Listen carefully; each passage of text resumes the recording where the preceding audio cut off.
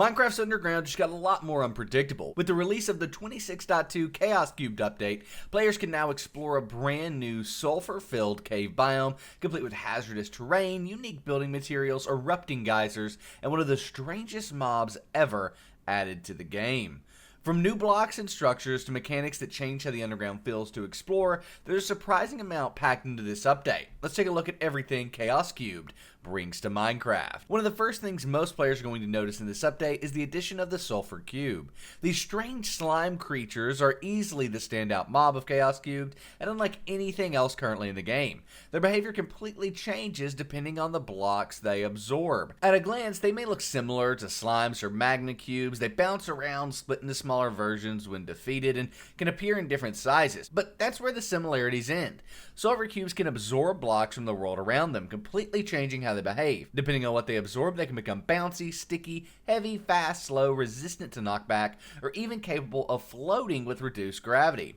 Some variants slide around the ground instead of bouncing, while others barely move at all. There are currently 12 different states they can take on, making them one of the most unique mobs Minecraft has added in quite some time. And yes, some of the combinations are far more dangerous than others, and one of the more entertaining interactions involves TNT. Sulfur cubes that absorb TNT blocks transform into explosive variants that detonate when ignited. They can also absorb magma blocks, creating hot versions that damage nearby players and mobs, and even ordinary stone changes their behavior, creating a slower, heavier cube with a different movement style. It turns what initially looks like a simple passive mob into something surprisingly interactive. You can even capture sulfur cubes using a bucket and carrying them around, or use spawn eggs to place them manually. The update adds a new advancement called Uh-oh, which is earned when a sulfur cube absorbs TNT. Of course, these creatures needed somewhere to live, which brings us to one of the biggest world generation additions we've seen in a while, the Sulfur Caves biome. This brand new underground biome is where sulfur cubes naturally spawn, and it immediately stands out from the moment you enter it. Instead of the familiar stone caves players are used to exploring, Sulfur Caves are filled with bright sulfur formations, deep red cinnabar deposits, bubbling sulfur pools, and unusual terrain features that make the entire biome feel distinct. It gives the underground a much different atmosphere and makes cave exploration feel fresh again.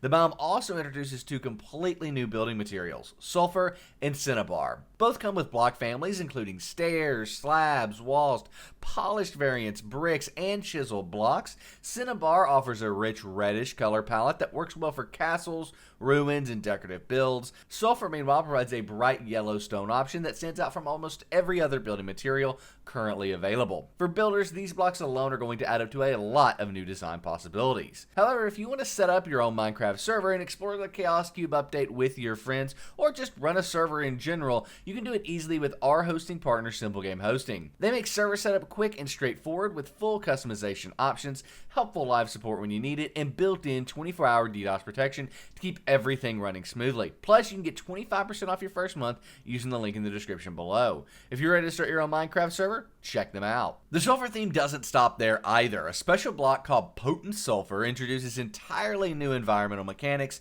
When placed underwater, potent sulfur releases gas bubbles and creates hazardous sulfur pools. Getting too close causes nausea effects, making these areas feel genuinely dangerous instead of simply decorative. But potent sulfur also has a practical use. When combined with magma blocks and water, it creates working geysers that periodically erupt. Lava can trigger similar effects as well. It's a fairly simple mechanic, but it adds a lot of life to both natural terrain and custom builds.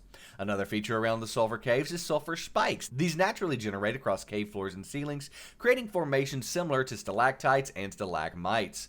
They function somewhat like dripstone, but with a few important differences. They don't increase fall damage, they don't drip liquids, and they can be broken instantly with the thrown trident. They're also useful as crafting ingredients for sulfur-related blocks.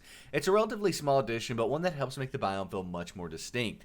Beyond the caves themselves, the update adds a couple new generated structures. The first is the sulfur pool. These formations generate sulfur caves and contain water mixed with potent sulfur, creating dangerous areas that can affect nearby players and mobs. Then there are sulfur springs. These generate on the surface directly above sulfur caves and act as natural indicators that something unusual is happening underground. Made of sulfur, water, magma blocks, granite, and tuff, these formations can produce natural geyser effects and add a lot of character to the landscape. Chaos Cube also includes a handful of smaller additions that help round out the update. 5 new music tracks by Fingerspit were added, called Shores, Memories, Nightly, Home, and EBB, or EB. There's also a new music disc called Bounce, which can be found inside mine shafts and chest minecarts located within Sulfur Caves. Collectors are definitely going to want to keep an eye out for that one. That about covers everything in the Chaos Cube update that just released. If you've already had a chance to jump in, let us know what stood out to you the most in the comments, and if you enjoyed the video, make sure to leave a like and subscribe for more Minecraft content like this. Thanks for watching, and we'll see you in the next one.